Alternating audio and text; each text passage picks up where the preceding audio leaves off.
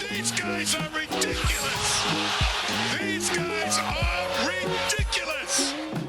Now, how about them damn Celtics? And we are back with another episode of How About Them Celtics. Sam and I are here recording on Wednesday, June 12th, just before Game 3 of the NBA Finals. You guys are listening to this after, so obviously we're going to talk about Game 3 of the NBA Finals. You'll see if we're happy or sad in like a couple minutes here. But how you doing today, Sam? How are we How we doing? We pumped up? Doing pretty good. Fucking tired. Doesn't sound pumped up. I came in with Just energy, and it was just pretty pumped up. You know, Kristaps is torn a tendon in his foot that we don't know. We all thought was a nothing injury, and then Shams taught us a whole new medical term yesterday on Twitter, so we had to go and look at that. It was actually you. You were first. I know. They sent us a PR email, and it was just the super long-winded. I mean, you guys saw the let me try. Suffered a torn medial retinaculum, allowing dislocation of posterior tibialis tendon in his left leg. A lot of stuff, but Joe said it was a serious injury. Kristaps thinks he's going to play. By the time you're listening to this, you'll know if he'll play, and we'll talk more about it during the recap of the game, so we won't go too in-depth here, but we did learn about that. We think he's going to play. We think he'll get to play. So we could look stupid or like geniuses. I hope it would be a little funny if we look stupid, but it's only funny if they win. Yeah. Other than that, been up to anything? Any, before we get into the game, Been up to too much. I went to the baseball game yesterday. Ran today. Just did work. Did some work. Did some side work. I haven't shaved. I wanted to shave today. I didn't have enough time to shave. I wanted to shave. I see. It's tough. I've been in Dallas. 2 flights to get here. Wasn't too bad. RJ roasted me on Twitter saying I should have set up a heart monitor for the flight. I like that. I think I've gotten over it for the most part. Like I've been pretty okay past couple of times because I've flown more in the past 6 months or 8 months than I have in the past like 5 years. Other than that, I've been doing some like actual reporting for Celtics blog, which is weird. I talked to Tillman about Steve Mikhailuk playing Luka Doncic in practice. Talked to a bunch of players yesterday about what they do on the plane, stuff like that, like a fun story. The plane one was cool. A good one. Thank you. I like to like talk to the players and stuff because you can kind of just pull them aside. I talked to Luke for a little while. He's hilarious. I talked to Tillman and them, Springer, Drew Peterson, like all the guys. Like it's just fun to like talk to them. As they win today. Yeah, you gotta like as like the vibes are really good. Like around like the open practices, just you want to come on the pod? Maybe we'll see. I have some other ideas that I'm gonna ask tomorrow, depending on the vibes. But anyways. Let's go over to a recap of Celtics-Mavs Finals Game 3 because that's what y'all are waiting for. All right, Sam and I are here after Game 3 of the NBA Finals. Celtics win in weird fashion. It was a weird game, the whole game. Like, even the first half was weird, played weird. Celtics went up 21, blew the lead, held on, re-extended after Luka fouled out. Man, 3-0 in the NBA Finals, Sam. At the end of the day, we're going to talk about it all, obviously, but the Celtics are up 3-0 in the NBA Finals. It's an excellent day. It's a great day. It's almost a very bad day. Almost dive off your deck kind of day, but it's not. It's not. They held on. What'd you rant about earlier? Bend don't break. Yeah, bend don't break. Yeah, clapback Celtics. The Celtics are actually one of those rulers. Remember the rulers you had when you were a kid that you can just fucking roll up into a ball or fold them directly in half. Yeah, that's the Celtics. This was really an impressive showing on a couple different fronts. First and foremost, big Tatum start in this game.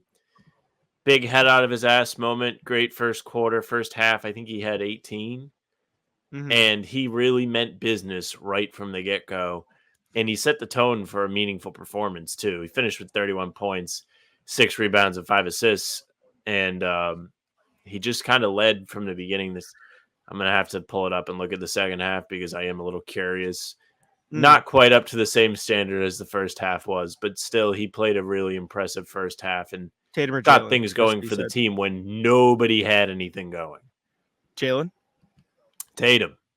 The first half. Sorry. Yes, no, Tatum's first half was awesome. He made his threes.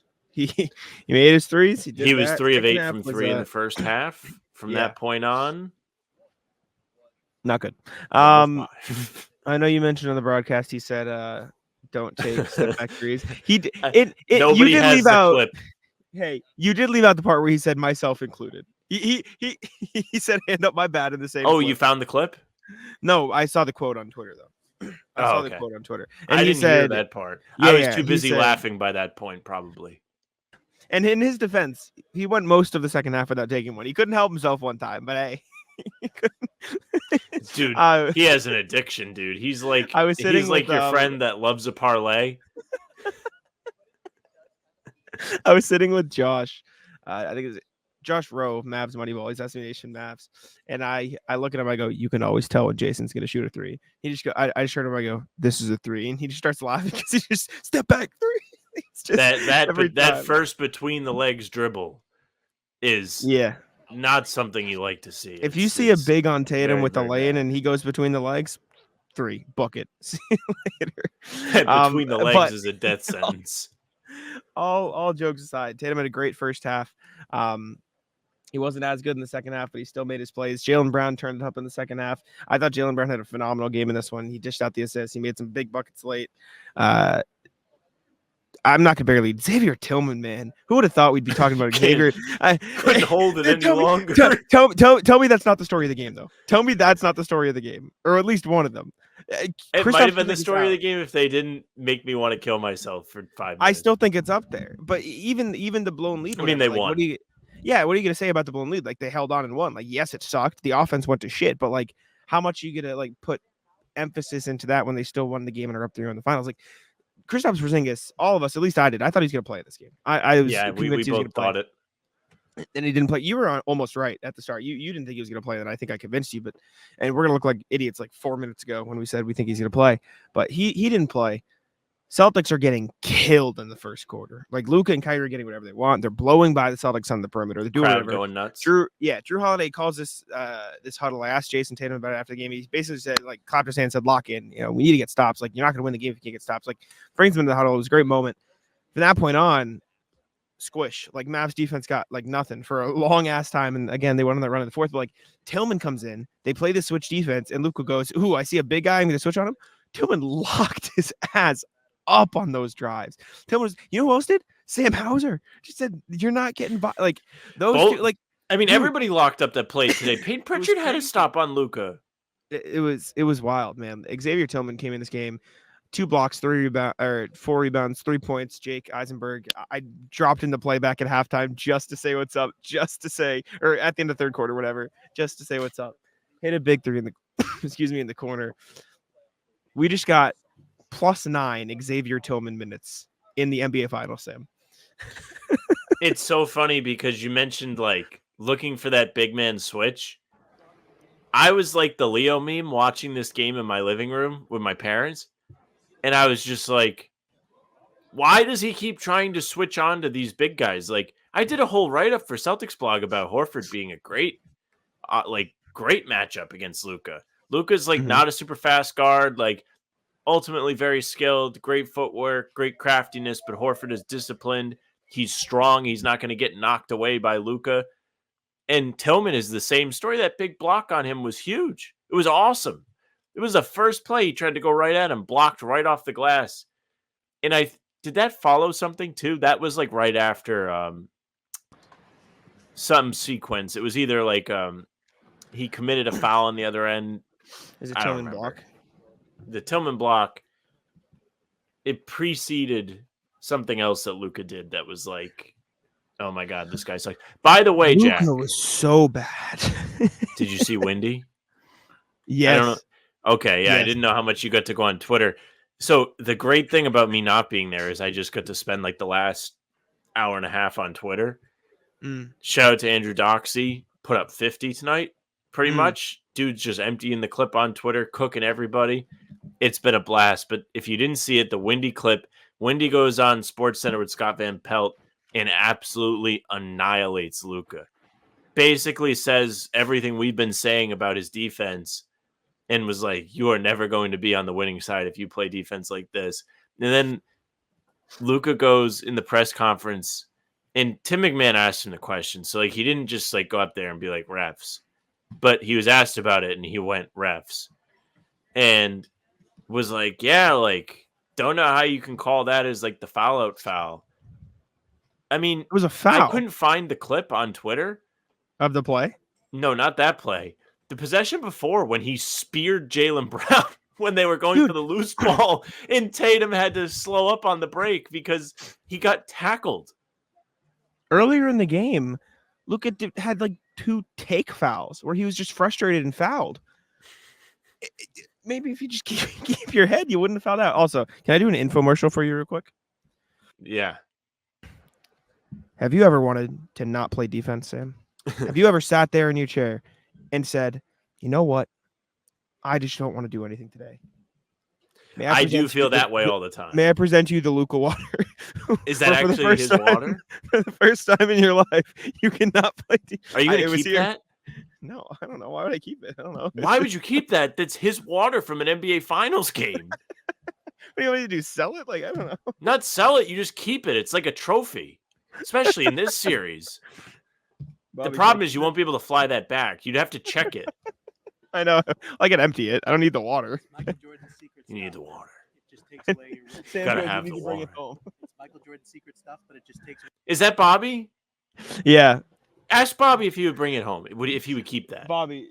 Sam wants to know if I should keep it. You have to. He said you have to. You do. You have Noah. to keep that. Noah. That's like when we had Steve Bulpett on, and he said he has like McHale's armband from one of the finals in the 80s. Yeah, Noah. I showed Noah the water. She looks at me. She goes, "Take it." Yes. You would not be crazy for that. That's like something you could tell your kids about someday. Be like, hey, see that fat slob over there? He actually wasn't drinking like sugary Gatorades during the finals. He did drink water. Well, he didn't drink much of it unless it was He didn't drink much of it. unless this was his second bottle. What do you Very think? true. Yeah, it's probably his like 4th bottle or whatever. Man, Celtics up 3-0 on the finals. Up 3-0 in the finals. Tatum Brown 35-5. Like again, Tatum's efficiency was great, and then it wasn't as good, but he played the right way for most of the game. Well, ironically, it felt like he was taking stupid shots when he was efficient, and then he stopped taking stupid shots and then was inefficient. You know what I'm saying? Yeah, it is funny. Like he had a very dominant first half. Like he did a great job of driving, getting to the basket, stepping through traffic, and getting to his layups. He wasn't uncomfortable. Yeah. I kind of don't think he looked like what we talked about later in the show with Hugh, where he looks a little bit uncomfortable and indecisive in game 2. Tonight, he felt like he was very locked in. He felt like he was determined to get his looks, wasn't afraid to put the ball up. But I'll tell you what, he took a step back 3 with like 2 minutes left in this game when the Celtics were trying to seal it. I almost had to go over to the microwave. Jaylen took one too. Jaylen took a 3 at the top of the key, if I remember correctly. He took a heat check, like whack, like what. Jaylen took some pretty brutal shots in the first half of this game. Like it's like these two guys, they have like a deal with the devil where they each have to play a putrid half in this game. I saw I forget who tweeted, and I feel bad. It was like the Celtics. You know, the difference this year. Last year, the Celtics played 3 good quarters. Yeah. This year, they played 3.5 good quarters. Yeah. That's the difference. Oh, man. Oh, my God. Sam Hauser, by the way, who you crapped on at the start of this game when we do prize picks. Very bad take. Very, very bad take. This was, I thought they were going to lose today, and I thought Hauser was cooked. I didn't think he had anything left. He probably made 3 of the biggest shots in this game as the Celtics climbed out of the early hole they built for themselves. Shout out to Hauser. He also got some great stops on defense. Happy to be wrong. I mean, I wrote about him before the series because he just had the most interesting like response to slumping. It's like I'm just throw on some YouTube highlights of me cooking. He's got a new game to look at. 14 minutes, 9 points for him as a plus 16 team high. Team high, man. He was awesome. I'm still baffled that we got Xavier Tillman minutes. Like really, really important Xavier Tillman. That was another thing I was wrong about. Did we talk about? We talked about it on the pregame because we didn't do any Porzingis talk on this podcast. You said Cornette and I said Tillman. Yeah, just I'll take it. Fade Sam today. I'll tell you what. I had one of the most intense insurance bets of all time in this game. Oh yeah. threw $50 in the account before the game just for the hell of it because I was like, I know I'm going to want to like cover my ass this one. Prize Picks is America's #1 fantasy sports app with more than 5 million members. It is the most fun and exciting way to get in on the action while you watch your favorite sports and players. You just pick more or less on 2 or more player stats for a shot to win up 100 times your cash. With Prize Picks, you could turn $10 into $1,000 in a single game watching your favorite sports this summer. You can make a Prize Picks lineup in as little as 60 seconds. You just need to pick more or less on 2 to 6 player stat projections, and you're locked in. Now, if you're looking for promotions, Prize Picks has got you covered every week, from lowering select player stats projections on Tuesdays, which increases your chance of getting a win, to getting your entry fees back if you have a losing lineup on Fridays. The finals mean more on Prize Picks, and so do the star players. You get boosted playoffs on selected basketball stars that you won't find anywhere else. Now, this week on Prize Picks, I'm looking at Jason Tatum, more than 26.5 points. Jaylen Brown, more than 3 threes, which may be aggressive, but I'm running with that. Download that app today and use a code CLNS for a deposit match up to $100. Prize Picks. Pick more, pick less. It's that easy. And then at the end of the third quarter, I think I took Dallas at plus 850, threw all 50 on it. So I was like set to make $480 if the Celtics lost this game. And I was still like irate. I mean, go through the heart monitor thread on Twitter. Like, I was pissed off tweeting, like, I can't believe they're going to lose this. Like, clearly I don't really care for the insurance. But this had the potential to be one of the great insurance wins of all time. And I'm glad it was not. They went up 21, and I'm sitting next to Josh Rowe of Mavs Moneyball. And then on my other side, or sorry, Josh Bowe. I said his name wrong. Sorry, Josh Bowe. And then on my other side is Lauren Stow, who writes for Fort Worth Star Telegram, who I was like, I just talk with him.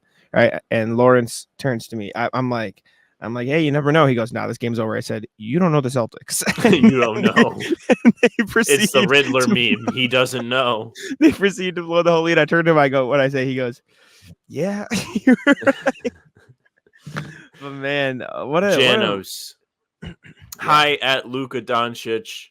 Is hard to be the fat guy and lose so many times. I know I am pant too tight most day, but you are NBA guy is sad you are complaining and fat. Thank you, is Janos. Luka has been like unbelievably bad. Like I'm a little bit baffled because I was talking to, again, Josh, who's like watched all the games and everything. And I was talking about like the defense. He was like, he was good in those first 2 series, but then kind of trailed off in the Timberwolves and then later on. And then Lawrence was telling me, he's like, everyone made this big deal, but like he guarded Kawhi and Kawhi was very hurt. Like, I don't think this was as good of a defensive performance. And he has been like actively hurting them. I saw somebody say like, I forget who commented, like when we did the grades and people were like, on the last game. And I said, Tatum had a better game than Luka, and I stand on it. And people were like, that's crazy. Luka had a better game.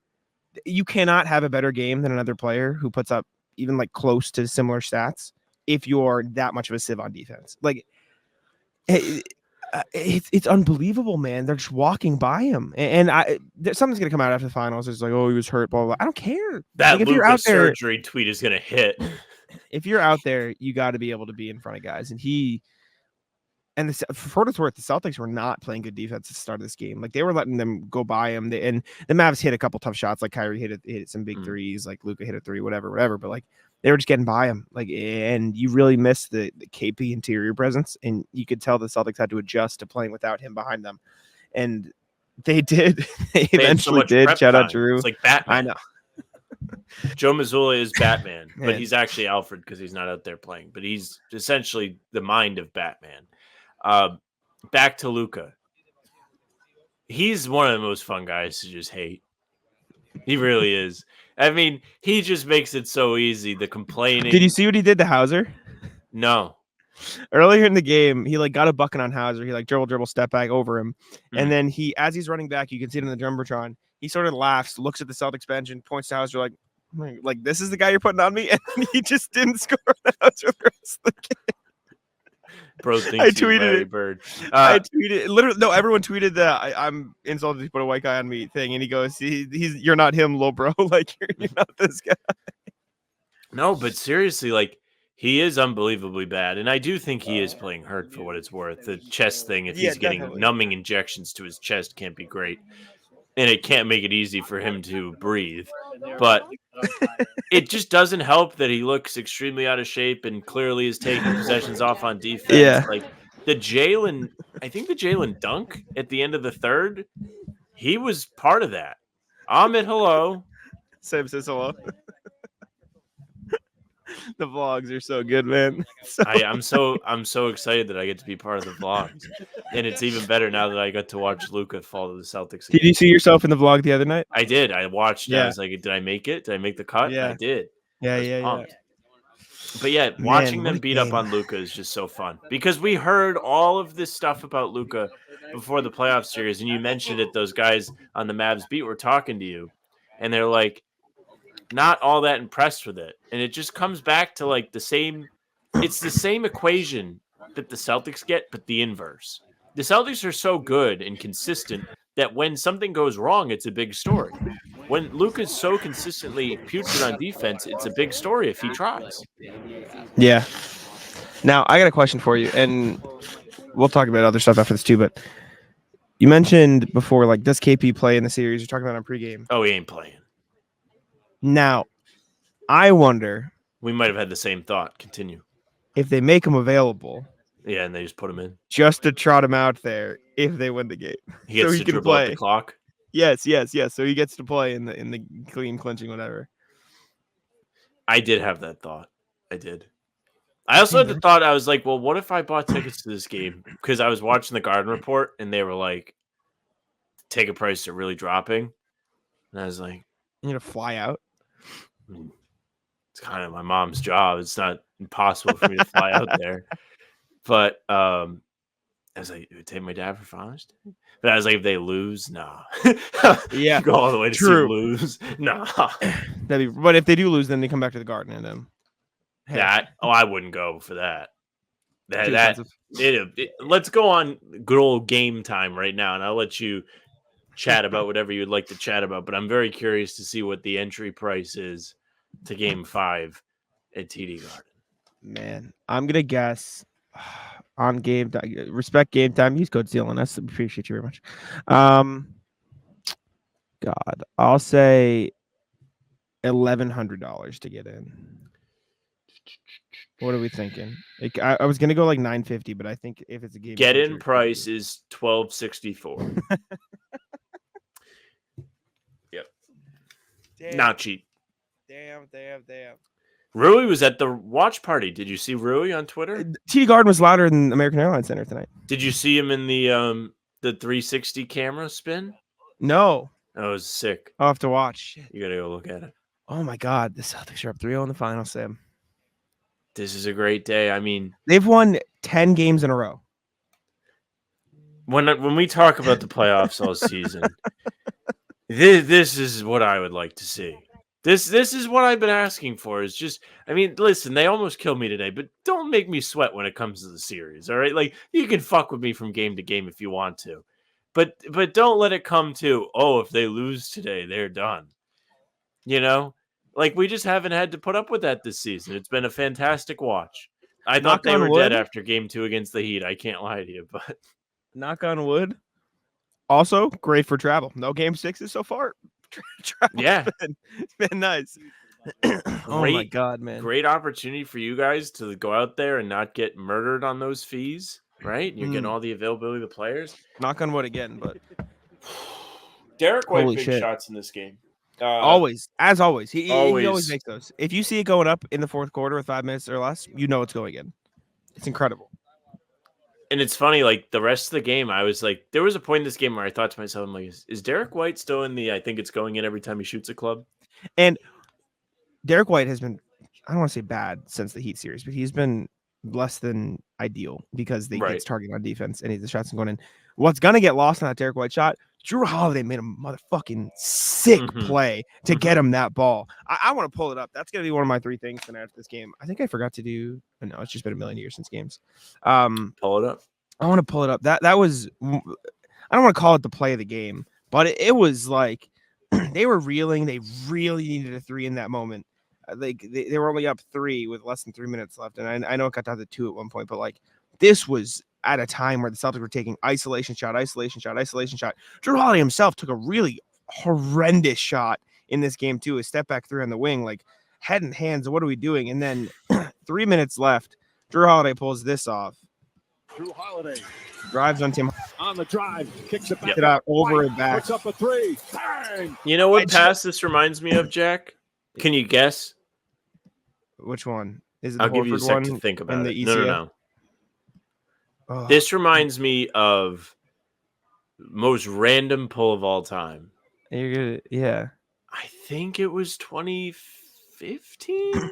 Oh yeah. Isaiah hits Oh, Crowder with a behind Crowder the in the head corner. pass to the corner. Yeah. Yeah. It's the same pass. It's just at a different spot on the floor. Drew Holiday rocks, man. I tweeted out today. You see Embiid's tweet? Yeah, I did. The Bucks Bucks gave him give the the title. Celtics the championship. The Bucks subreddit might have to be its own video. Chat, let us know if you want to see the Bucks subreddit video. Mavs subreddit had some good stuff in there tonight too. Wow. We won't do any of that now, though. We'll save it. I want to too look much- at all the Reddits. I want to look at the Heat subreddit too. Heat Twitter's going berserk. I know you I know. reposted something that was I like know. just the sheer crying is unbelievable. I've got a fun article that I'm gonna hopefully get out of practice tomorrow too. It's not like any like reflective, any big. It's just like a funny thing that I'm working on. So vibes are high. Kendrick Perkins. The Celtics are set to have one of the greatest championship runs in NBA history. He's getting murdered online. Well, yeah, because come on, man. You got to know your audience, know what you've done. Like, come on, He's in the villain article. deservedly. He deserves it. Yeah. I feel like we owe the people some more time on this game. We've just been like too happy to actually like talk about what happened. What? Which Like one? in the game, like we had like a little bit of analysis, but I think we've just been like gloating, which is fine. I think that's what people come out for on a day like today, anyways. Here, but- let's do 60 seconds of analysis right here. Okay. And get back to it. Yeah. Blowing the 20-point lead was dog shit. was. Offense looked like crap. They just took bad shot after bad shot after bad shot, saved by that Drew kick to the 3. Defense was terrible in the first few minutes. Switching defense looked great without KP. They really pulled that around. I've got 10 seconds Which of mine ones? left, and I'll give you the latter 30 seconds. I don't know if KP will play next game. Shout out Joe Mazzulla, coaching a great series. Called that early timeout. He's really getting into it. Derrick White praised Joe Mazzulla as being a genius. So go ahead. 30 seconds. Thought Horford played really great defense tonight. He had that really, really tough possession on Kyrie when Dallas was down 4 in the closing minutes, and he just got a great closeout on his 3, and it hits the front of the rim. Who doesn't love to see Kyrie?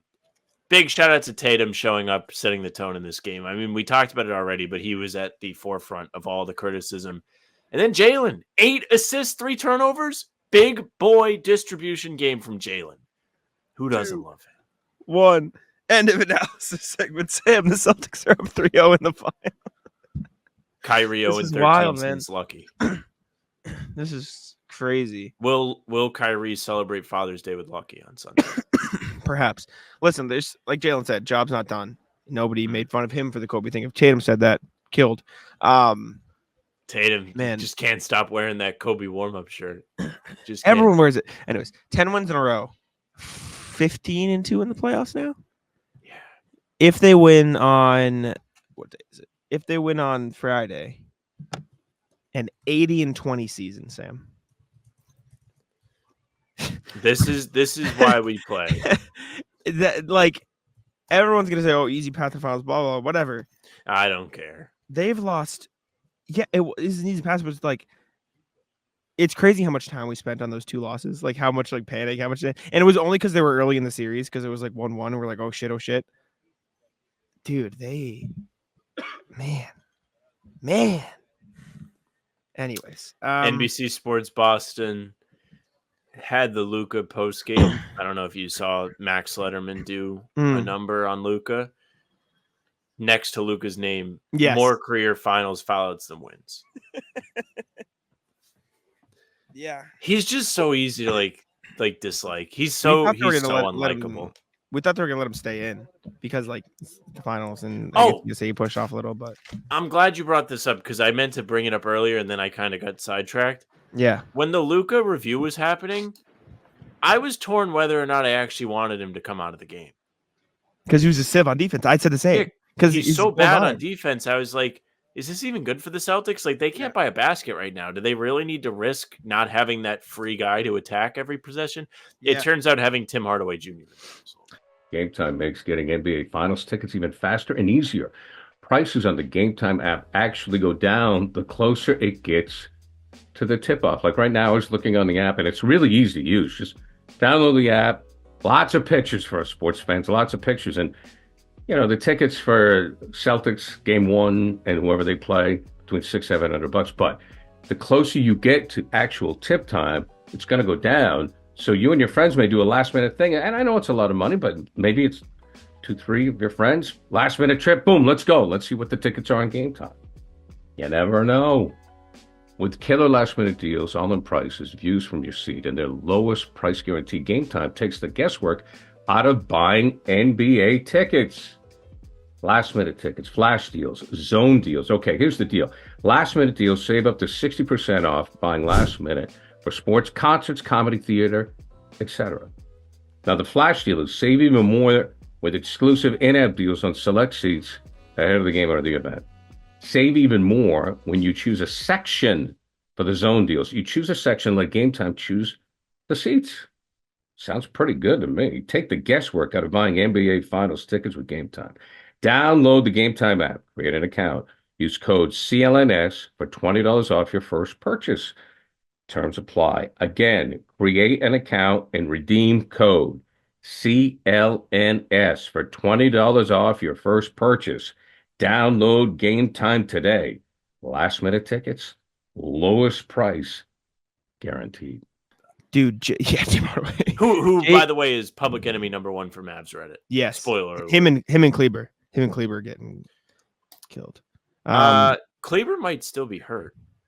Probably. Definitely. He doesn't want to shoot the ball. I know he said it. Jaylen, 2 big shots down the stretch, man. He had an incredible second half. Need that. He said that's enough of that, and he just took over the game. Remember when we did a whole pod on how terrible the Celtics are in the third quarter? You know who Years loves ago? that? You know who loves that point of emphasis stat, whatever you want to call it? Yeah. Nobody loves that more than my mom. Yeah. How they're good in the third quarter. Third quarter. They're good and, now. They've been unbelievable in third quarters. Just they play bad. Did she say she thinks they're bad? Yeah, she loves it. Well, that was the 22 finals and not this year. Different. I thought I did have some PTSD the 2022 finals today when they were blowing that lead. Because I was like, I think I texted some group chat I'm in, and I was like, is this going to be the second time in 3 years that they have the trophy in their hands and then let go of it? Doesn't look like it. We'll see. Man. 1 win, Sam. Did you see No Con? No. Sad Did you day. look hard? From where I was sitting, he was sitting behind the basket. Like I couldn't see him. I was blocking my view. Just Taylor Snow texted me. He goes, "Did you see who was here?" And I go, "Yes, I fucking saw who was here." Man, 1 win. I wonder if we'll get a day off in Rhode Island like everybody because of Missoula. That'd be nice. What do you mean day off? Do people get day off? Well, I don't know. I'm really joking, but it would be funny if the state was like, nobody has to work because Joe Missoula. Shout out Joe Missoula, man. He's been so sick. You know what I'm looking forward to? Joe smiling in a press conference after they win. Is that what you're going to say? No, I want to see him at the parade. I wonder if Joe will turn into Michael Malone from last year. Oh, man. Dude, this is so sick. Just being here. Anyways. Any final thoughts before we get on out of here? I feel like there was something else I was going to say, but I don't remember. And so I think that's it. That'd be it. What? Somebody just posted a picture of the podium after the game with an empty seat. This person I follow just goes, Luka's defense is up at the podium. Terp was on TV. Not was on really. TV. Not really, but so they left like the stream going for what they used to like watch, and he went up to record, and so we just got this picture of him technically on TV. Funny story about that. So back when I was at the news station, our cameras would kind of work in this same way where they'd always be on. And if you went to record something, I believe there was a continuous live stream to the internet. Like there's a section of the news website where you can catch streams of the newscasts. So when I was learning how to do television, my buddy Matt the Rat, would fill in at the anchor desk and toss over to me. And he was furious when he found out people could watch him live while he was doing that. It was a whole thing. They told him, and he was still on the camera. He goes, "What? Get me the fuck off this thing!" And he's like realizing he's cursing on the air. Matt. Yeah. Yeah. As soon as you did the one, I knew what it was. Yeah. I didn't realize you could do this thing in Apple where you can crop people out, and so I just cropped. That's all I do got. love everybody online being like, "This is the worst finals ever." I tweeted the thing. I was like, "Actually, this is my favorite finals of all time. Dude, this is like, my favorite one." You know what? The craziest part is like everyone picked the Mavs in the series. Like all of ESPN, like over half of ESPN picked the Mavs. The Mavs were favored tonight. I saw a tweet tonight. Not the worst point in the world. ESPN has this sports book now that ESPN bet. And like they were like, it's pretty shameless that they just pushed this Mavs team on everybody endlessly for 10 days before the finals. And then they're promoting the gambling app. And they're like, hey, everybody, bet on the Mavs because nobody's talking about them. And they essentially like baited people into losing money. Yeah. It is malpractice that people pick the Mavs in this series. I've said it so many times. I picked Mavs in 5. I picked Mavs in 5, right? Like I said that, and everyone was like, that was a hot take. They're up 3-0, dude. Like you mean Celtics in 5? The gap, Celtics 5. The gap in talent between these two teams is fucking insane. The Pacers played the Celtics better than this. Infinitely better. Like so much better. The Cavs played the Celtics better than this. This Mavs team sucks. No, the Pacers were a real pain in the ass. Like, dude, the Pacers should actually get the Western Conference Champions trophy from Dallas. How did this Mavs team get out of the West? The West was so hard. And all the same people who picked the Mavs in the series, you'd be like, easy road for the Celtics, whatever. Like, you picked the Mavs, so clearly it wasn't that easy. Like, the Mavs circle jerk was unbelievable, and the Luka and Kyrie. Oh, he's so much more. He was good in this game. He's so much more mature now, and he's really a leader for this Mavericks team. And then he has the 2 awful games in Boston. By the way, Kevin Love did Pardon My Take today, and they talked about Kyrie, and he was like, yeah, that guy definitely fucking hates Boston. Like, there's no secret. Yeah, of course he does. Obviously he does. Always gonna. And nothing wrong with owning it. Who cares? Yeah, who cares? Let him do whatever. Anyways, shall we get out of here and throw it to the rest of the show? Yes, Celtics up 3-0 in the finals. Wow. All right, we'll see you guys for the rest of the pod. All right. Welcome back. We're here back to talk some other Celtic stuff. Hopefully that was a fun recap and not a bad one. But Derrick White, contract extension. We're getting right into it. We're ready to rock here. We're not going to waste any breath. Not going to waste y'all's time. This was via Mark Stein of the Stein Line, longtime NBA insider. It's always weird to like say Mark Stein of the Stein Line because it's just his name. He reported that Derrick White is going to look for a contract extension from the Celtics this summer. I believe, I don't know if you wrote this in your article or if it was in the article that Mark Stein wrote, but I believe the max he can get is just over 30 mil a season or 30 mil around their average annual value, which sounds about right for a player like Derrick White on the open market. So hopefully he would rather stay in Boston than test free agency, but it does sound like they're going to work on an extension this summer. Yeah, I don't think anybody was doubting this, but at the same time, there was a weird, is he going to go look for more money? He's gotten so much buzz around him this season about his impact.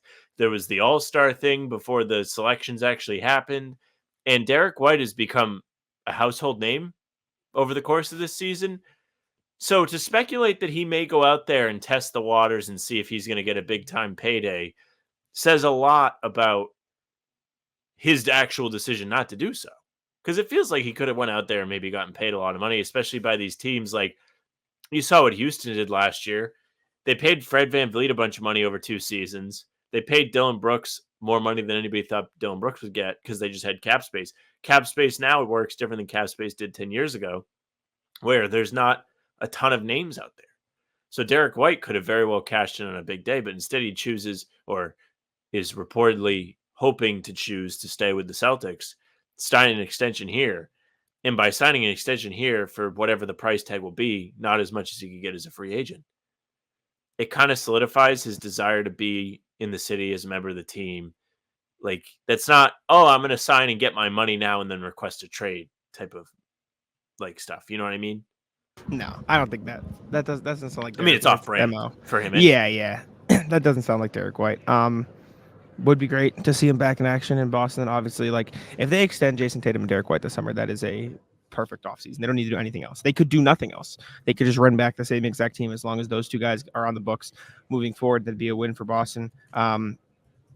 As things stand, Drew Holiday is under contract through the 27-28 season with the player option that final year. Jaylen Brown's through the 28-29 season with no option on the end. Porzingis has 2 more years after this one. Tatum has next year and then a player option. And I mean, like I said, they're probably going to look to extend him this summer. Derrick White has next year and that's it. So they should look to extend him. Al Horford's the weird one. It kind of feels like he might just play out his current contract and then retire, which fair enough. He's 38 at this point. Pritchard's under contract through 27-28. Jaden Springer has another year on his deal after this. O'Shea Brissett does too. Jordan Walsh has 3 more years after this one. Like, they really locked up a lot of their core. If they can get a Derrick White and Jason Tatum extension done, that is like check. Like checking all the boxes for this team and its longevity, which is important because they're pretty good, Sam. I don't know if you noticed. They're a pretty good basketball team. I know they're a bigger fish to fry. Anyone asked Tatum about this? No, I don't think it's relevant enough yet. He'll get some. He'll probably get that question after the finals. Like after they win, they'll probably ask him, and he'll be like, "What the hell?" I agree with you completely. I just was thinking about the Derrick White thing today because I had done the Celtics blog write up for it, and I was like, "Huh, the only thing they really need to do to lock this team up, like as a group, is gonna be Tatum." And I was like, "Did anyone even ask him about this?" But it feels everyone's too busy obvious. being like, "Hey, you suck. What do you think?" I don't think. Since the Supermax has been a thing, I don't think there's been a player who has turned down a Supermax contract. Like genuinely, like I don't think a player has been able to sign it and not signed it. So I think it's just kind of like they're going to sign him. Assumed that he will, and like you said, nobody has turned it down. And literally, it doesn't feel like Tatum hates it here by any means, and would have interest in doing so. And even a player would have to leave, vehemently hate the situation for them to not sign that much money, and even if they did, they would sign it and request a trade. Like you don't pass up that amount of money. Like it's just that's been the buzz around Mitchell. Even though now it seems like he's going to stay because it's either him or Garland, and it sounds like they're gonna just let him do whatever he wants and be a dictator in Cleveland. But that was the buzz. Supermax, then get out of here. Yeah. Anyway, I was about to say anyways, and I'm going to say okay, but I'm a mess. Let's go to the email here, see what y'all had to say between games. A reminder, as always, you guys can email us at hbtcpod@gmail.com. Again, hbtcpod@gmail.com. We have 3 today. First one from RJ. With love and respect, what's the sign of a good team? Morning, folks. Time for a small reflection on an odd stat. Even with 3-point shooting, we still think of 10 points or more as a sizable lead. 10 points means the fastest way to retake the lead is that you have to hold your opponent scoreless while you make 4 3-pointers in a row. Not difficult, but not the easiest thing to do either. And again, with everyone being willing and able to shoot 3-pointers and getting double-digit lead or falling behind by that much, it is an unusual occurrence in a game. This postseason, Celtics have trailed by 10 points in only 3 of their games. There are 2 losses, and Game 3 in Indy, where the Celtics won with Drew scoring at least 5 points in the last 5 points in the final 39 seconds. I don't know where this ranks historically, but I've got to believe it is a sign of a quality basketball team. Be well, and let's win this thing. RJ, and noticer of weird things. Yeah, I mean, Celtics have been pretty good. They're like historically great. They have like the second best margin of victory over an entire season and postseason. It's second ever behind the 96 Bulls. Like it's pretty fucking good if you ask me. Yeah, it's funny that RJ brings this up. I disagree, RJ. I've always felt like 10 points is fucking shit. Anytime they're up around 10, I'm like, I really wish they were up more points. So I actually don't disagree. I completely agree with your angle, but I feel like I haven't felt that a 10-point lead is safe in quite some time. Yeah. Okay. Next email from Eli, I believe. Rant correction, lol. Watch some more highlights and saw some have the. This is about his no finals logos on the court. Some have the logo on the court, so I may be wrong about ABC taking it off, but the fact that I can't remember it points how little of an emotional impact the logos have made on me. Another amendment, I'll still be there no matter what, regardless of the aesthetic of the broadcast. But as someone without the $1.5 billion required to see the games in person, I prefer a better viewing experience. Let's fucking go season 4, Eli. Yeah, court logos on the court would be cool. Like Eli actually tweeted us today. Just Did he? retweeted it as we're recording this. Yeah, and he sent a screenshot of Greeny's tweet where Greeny was saying the same thing. Like the NBA has absolutely slashed what it used to be to have a finals court. Respect. Much appreciated. Thank you, Eli. Next email from RJ again with love and respect. Trust Joe. Have fun and enjoy the game. Good evening, guys. By the time you read this in the pod, I'll either look really clever or really dumb. Fortunately, I have no fear of looking dumb. I have no idea if KP plays Wednesday night, and if he does, how effective he'll be. I do trust Joe to make the best call. I have no idea how Dallas fans will juice up the Mavericks or what Jason Kidd will roll out to try to improve his odds of winning, but I'm confident the Celtics will play like they are having fun competing as a unit because that's what they've done all season long. Finally, I do know I'm going to enjoy watching the chess matches, the possession-by-possession matchups, as well as the long game strategies because I'm a basketball fan and the Celtics have played the best ball of any team this season. I don't expect that to come to a screeching halt because of part of the foot that none of us knew existed 24 hours ago. Be well. Let's win this thing. RJ, who is upset that he didn't take a long position on WebMD stock Monday. How many people do you think looked this up on WebMD yesterday? A lot. Everybody. WebMD has to like rub their hands together anytime they see a major sports injury. Did you see what's it called? Tom Westerholm's post?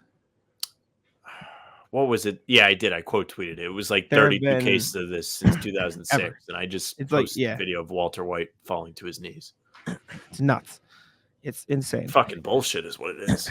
It's wild. Okay, not an email, but we have a DM from Hugh who messaged us the other day, and he sent us an email where he shared it on the pod. He's a long-time listener, and he messaged us and said, if you guys are welcome to it's on the sheet if you want the long form thing if you were sharing screen. Okay, good. Here we go. Fellas, love the pod. Just started getting into podcasts a few months ago, and this is one of my top listens. I graduated from law school in May, and I'm studying 10 plus hours per day for the bar exam. And this has single-handedly got me through the monotonous parts of my day when I can tune in and get away from everything for a minute. So thank you very much for that. Appreciate you, Hugh. Well, glad we can help you. Thank you very much for listening and reaching out. For context, I am from Plymouth, Mass. Have lived in Boston the last 4 years. A lifelong diehard Celtics fans and no ball. I'm writing to you in hope and inquiry. I just listened to your player grades for Game 2, and the Tatum grade for me is a B or B- as well. And I'm a little shocked at one subtopic that went unmentioned. I want to know if I'm crazy or seeing things you noticed it too. There's something intangible about watching Tatum in the playoffs sometimes, specifically in the finals, where I can feel his worry and indecision. Sunday night, when he got the ball in his hands, many times he looked hesitant, scared to shoot, and it was very reminiscent of the 22 finals for me. I don't know if it's the moment being too big, J-Kid's comments, his ego getting in the way, social media narratives, plain old confidence, or none of the above. I'm not upset with him at all for his lack of shooting ability, and actually the opposite, where I think earlier in his career when he had bad shooting nights, he would take the rest of the game off, meaning not play defense, not rebound, not pass, and not even look for the ball, really. I'm extremely happy and proud of him that he has grown in this regard and truly has stepped up in doing everything else right on those bad nights. Side note, the look on his face after he got the N1 layup to fall makes me so angry. Like, get pumped up, man. And then there's a secondary one. Let's see if I can open it, if my DM will let me. But there was something about this half second he had sometimes to pull up or make a pass, and it just looked like he didn't know what he wanted to do with the ball. When during a regular season game, I've never felt that from him. I feel like his efficiency in shooting in the playoffs has never been consistently great again, which is fine. Which is again fine, I should say. But I worry that it's much more a mental problem than a physical one. Credit also to him because I think a majority of players may look indecisive when they're getting double and triple team, but at the same time, he knew that was coming in game 2, and I have no statistics to back it up.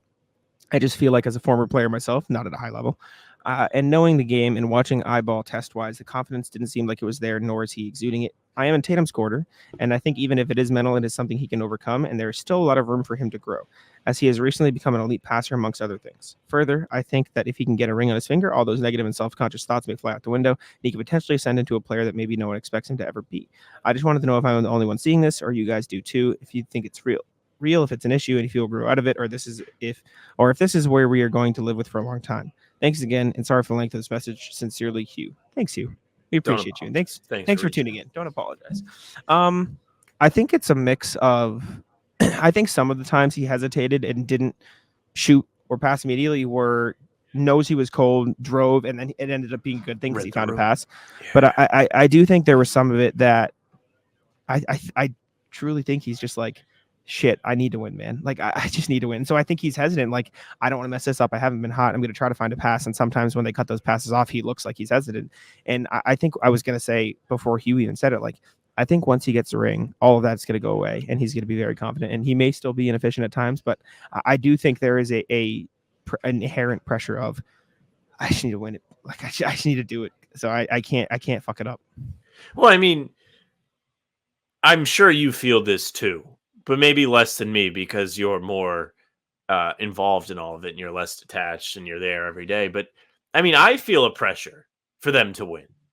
I do, as someone who supports the team. Like, I'm not making it about me, but I can only imagine what it's like for Jason Tatum, who really gets the brunt of the criticism from everybody, including me at times. He has a ton of the responsibility on his shoulders. He is seeing 3 to 5 defenders every time he goes inside the arc. And yet he still remains somewhat level-headed. I do think Hugh makes a pretty good point, especially like thinking about some of the misses at the rim in game 2. Like, maybe that had a little bit to do with it. Like, he's like, I'm not really sure if I'm going up with this, because when we did talk about the grades, I remember I was just like, one thing I didn't love about this, despite it being a good Tatum passing game, was he loves to leave his feet. So when he leaves his feet to make these kick-out passes, I don't think he's entirely sure if he's going to pass or go up, which is fine. It's like a read option in football. You actually have to read the situation, see what the best play is, and make the, read. But at the same time, it can become dangerous because if they cut off whatever your first option is, the second option becomes a panic. You end up turning the ball over, or you smoke these layups. And then Bill Simmons and Russillo talked about this on Sunday. He really didn't get into taking the mid-range pull-ups, not so much the fadeaways that are ugly, but like beating the first defender, and before that center comes up to actually make an impact on you, taking the look. Because that's another element of the game that he could totally capitalize on. And it's something in the past I know we have talked about in this show, where when we talk about the math game and the three-pointers versus the layups, and, you know, when I'm like, I love the mid-range shot, these are the spots you have to do it, because I've said this to you before, Jack, you have to give the defense a third thing that they have to pay attention to. If they know you're not taking the three when you're Tatum, the way he's played in these first couple games, they're like, okay, yeah, he's going to the ring. He's going right to the rim. Well, I think I've seen a lot of people talk about this, and this has been something we've talked about like while we're traveling too. Like, Tatum had that whole rant, and Noah posted the video of it, or not a rant, but like the whole conversation of, man, I don't care what I have to do. Like, I don't need to score. Like, I just want to pass and play the replay. I want to win. And it got like 8 million views on her Twitter, and everyone was like, dude, you took the most shots in the team. Like, what do you mean? That's bullshit. And I saw that. But if he doesn't take the shots that he took, the Mavs wouldn't send the same amount of pressure at him, and he wouldn't like there's a balance to it. He's the best player, which is why they are setting so many bodies at him, which is why he's able to be as effective as he is as a facilitator. But if he stops taking those shots, then they won't have to guard them. Like he has to take that many shots. And for what it's worth, 22 shots is not like some outrageous number. Like, it was a lot in the context. But one, I don't think he forced up too much. I think there were a few that he could have done without, whatever. But like, he averaged what in the regular season? 21. Like, it's one above his regular season average. It's higher than his postseason average, but like, it's not like he took 30 shots. You know what I'm saying? Like, I thought that was a bit overblown. But I think Tatum would be all right. I mean, there weren't too many chances in that game 2 win where I really felt like Tatum was forcing. There were a few. He took some really bad ones down the stretch. If you want me to point at anything, fourth quarter, head in the microwave material. Besides that, nothing too crazy. The one that stuck out to me the most prior to that was halftime, him not taking the shot. He had an open catch and shoot three. And I think this plays into Hugh's message to us, where he was like, all right, don't know if I should shoot this or not. I'm going to try and create something. Oh, wait, we don't have any time. And then it's just a turnover. Which is why it's such a tough balance. Like, he is in the hardest job on the team by far. Anyways, let's go to the NBA here. Got a few NBA things, quick hitters before we get to anything. First one, unfortunately, Jerry West passed away this morning. The logo came out of nowhere. I mean, I woke up to 86. it and I saw it and I was like in shock because like this wasn't something that you saw coming. Like it wasn't like, oh, he was sick or whatever. And he might have been like, but it wasn't like public information, public knowledge. Man, it feels like we're losing like so many legends like over the past 2 years and even the past like month, like Bill Walton and people are getting old. Jerry West. It's brutal. It's very sad. That sucks. R.I.P. I Jerry mean, West. that whole era now, I mean, like just thinking back, like Yeah. Tommy had passed away in 2021. Havlicek had passed away in 2019. Bill a couple years ago. Yep. Bill, Casey Jones, Bill Walton, Bill Walton. Jerry West. No, Jerry West. I think Elgin Baylor passed away too. So, like, you know, sadly, that era is just getting up there in age. And as we continue to go here and live on, and you're going to see more and more of names you recognize being in those kind of news stories, which is very sad. And it's amazing how many people, both Bill Walton, since we didn't really talk about it when he passed away because it was just in a weird in-between gap for us, and Jerry West impacted. Like, I saw people posting stories about Jerry West today. The Bill Walton stories we got last week or a couple of weeks ago were unbelievable, talking about the impact he had on everybody. He met the Mike Breen one that Mike Breen told on Old Man. Or actually, he told it on Part of My Tape, but it was a tremendous story about his father. Anyway, he made an impact on so many people's lives, and that is one thing that I think everybody does a pretty good job of when these things happen, is coming out and being like, these are the best things about that. Yeah. Brutal. R.I.P. Jerry West, but just wanted to mention it. Next piece of NBA news, Dan Hurley, Sam. Ultimate respect move. Did not take the Lakers job. Huge win. Staying at UConn. Huge win. We recorded early on Monday. Yes. And the news had not dropped yet, so came out that he's staying at UConn. He's going to get free wings forever. Very surprised. I was shocked. I thought he was. I'm surprised too. Free wings? What do you mean? Some place in Connecticut was like free wings for life. Because you stayed. Electric. Yeah, I mean, he's got a chance to be the man. He's got a chance to be one of the greatest college head coaches ever. Like, and I think he recognized that and decided he wanted to stay. And Zach Lowe came out and said it. I think it was on one of those ESPN shows. That Lakers job really isn't that great of a job. Like, you're being set up to fail. Zach Lowe pointed them out as a play-in team every year. I've been on this show saying, like, if you take that job, you're going to go in there and get no credit or all the blame. If they win, it's LeBron's doing. And if they lose, it's all your fault. And that's really as far as it goes surrounding the Lakers. I don't know why Hurley would want to, and he clearly didn't, leave UConn for that, because he's got it made there. He's the star of the show. His son is on the team. And he's set up the program to be successful going forward. He's hoping to win a third straight national title last year. Why? How many teams would won? he go to the Lakers? How many teams have won? Just UCLA back in the day with John Wooden as the coach. They've got a good chance too. They're going to be like a really good team again next year, right? I suppose you're asking the wrong guy. Everything I've heard is yes, but I wasn't sure. All of New England is rejoiced unless you support a Big East team that's not UConn. Like PC people I know, none too pleased with this. Good for Dan Hurley. Last NBA thing. Speaking of coaches, the Cavaliers have a few finalists for their head coaching job. Jake Fisher just tweeted out, friend of the pod. James Borrego, Kenny Atkinson, and Micah Norrie have all advanced to in-person meetings this week for Cleveland's head coaching job. It feels like James Borrego is bound to get a job. Micah Norrie is, I mean, he basically just coached the Wolves to the Western Conference Finals because Chris Fincher got hurt. And then Kenny Atkinson has already gotten a head coaching job, just said, I don't want to coach the Hornets. You know what's crazy? How bad the Hornets fumbled, like to have to like, obviously they have Charles Lee now because so they're good, but like James Borrego shouldn't have been fired. Kenny Atkinson said, I don't even want to coach you. And now they're both like prime head coaching candidates again. Like, what are we doing? Like, James Borrego's a great coach. Like, he's a great offensive mind. You pair him with some defensive guys, it'll be good. Kenny Atkinson, like, obviously is that developmental guy. I don't know as much about Mike and Norrie, but like, Cleveland's going to be in a good spot, man.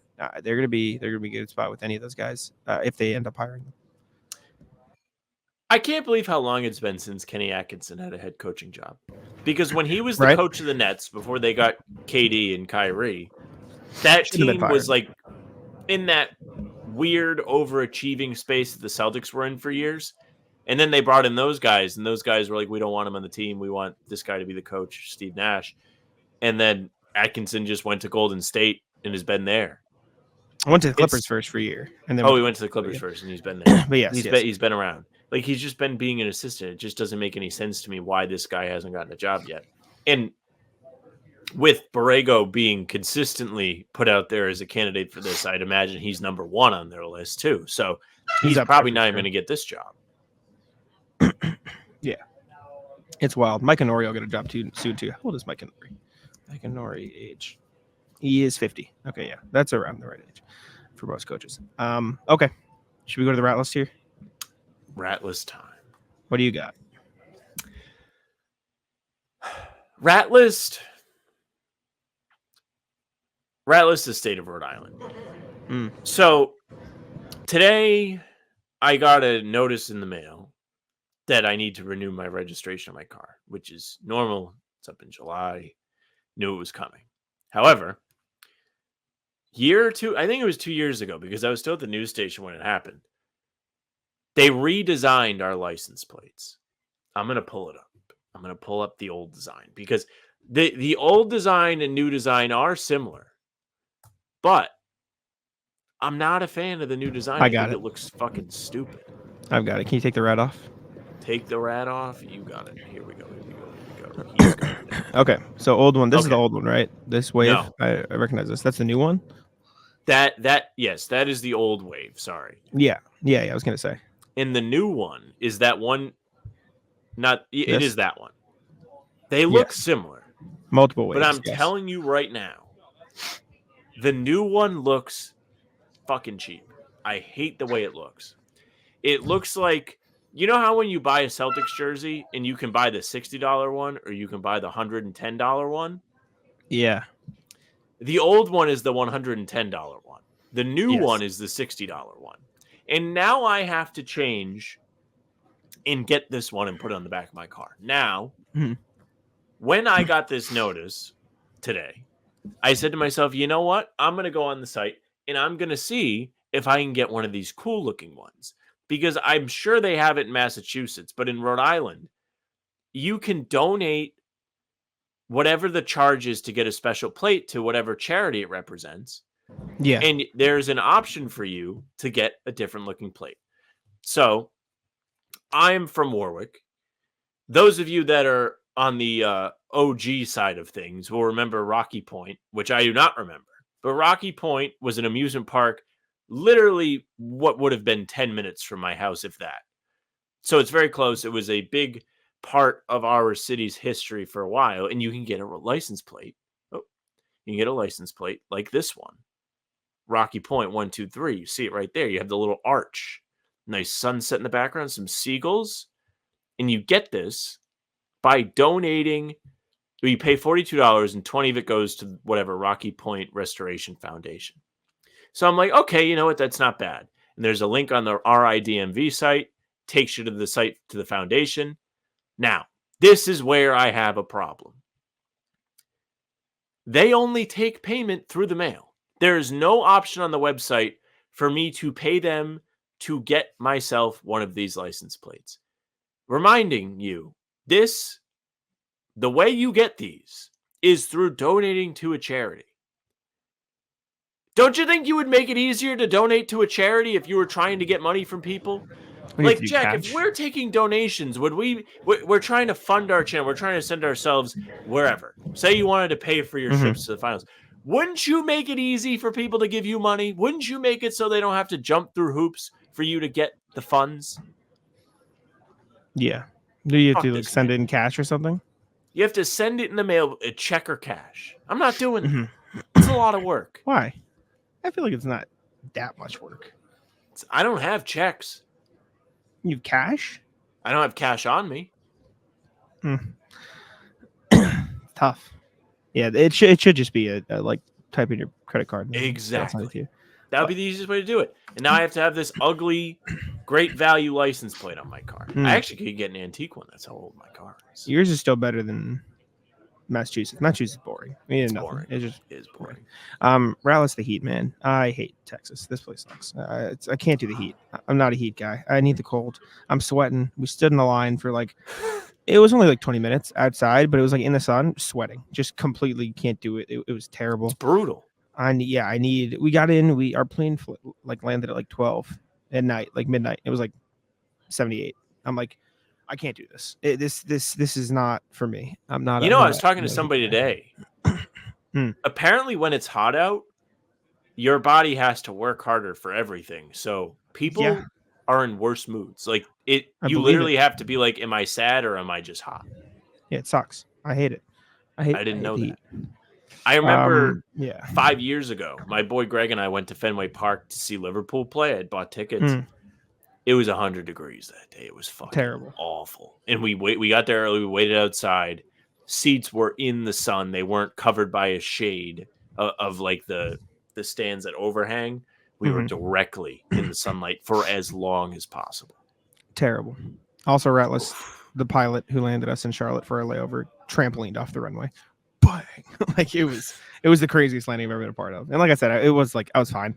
And there wasn't too much turbulence on other flight, but it was crazy. You get a little wide-eyed. You were like, a little worried. I was like, not even worried, just like what the hell is happening.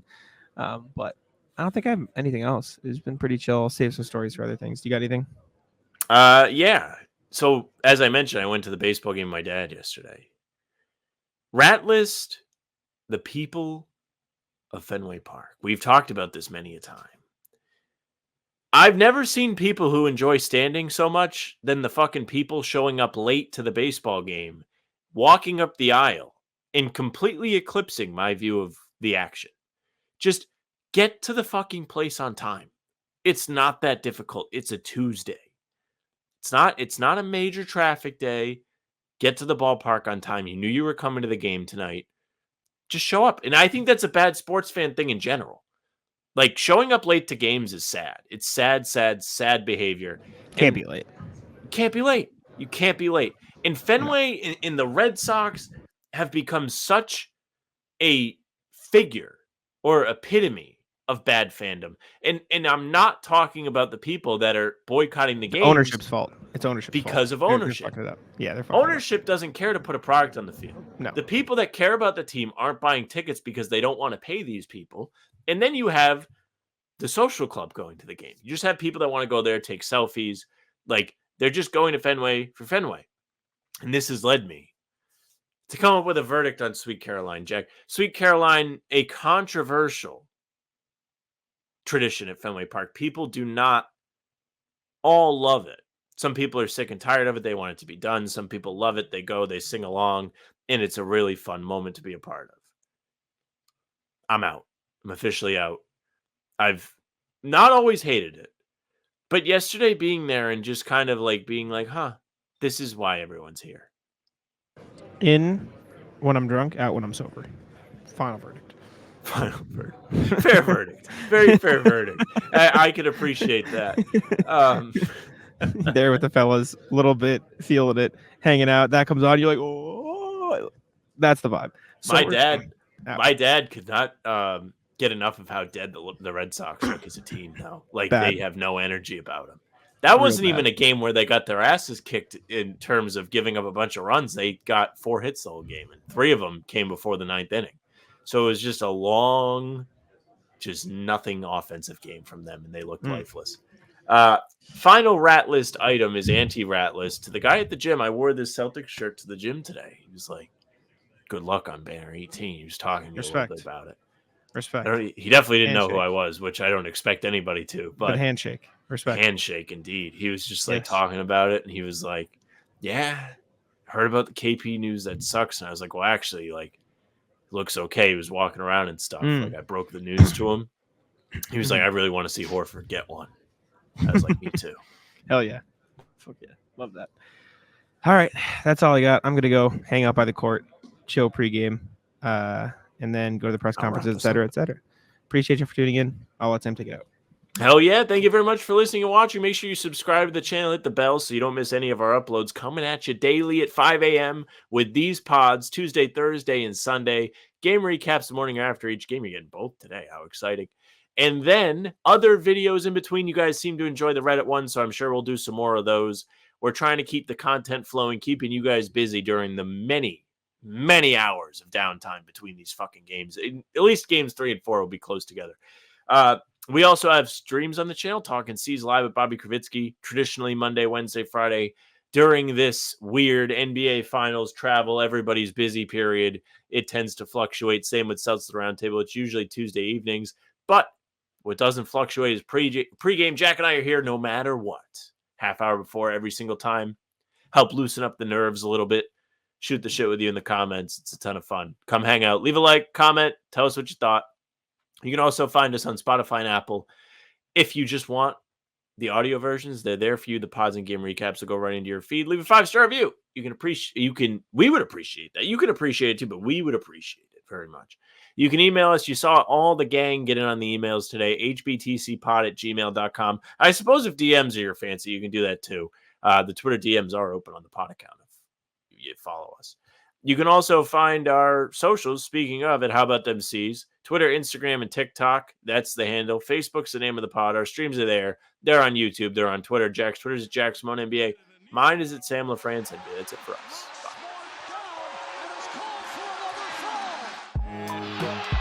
Taco, come on. Taco's having some fun here. That is bogus.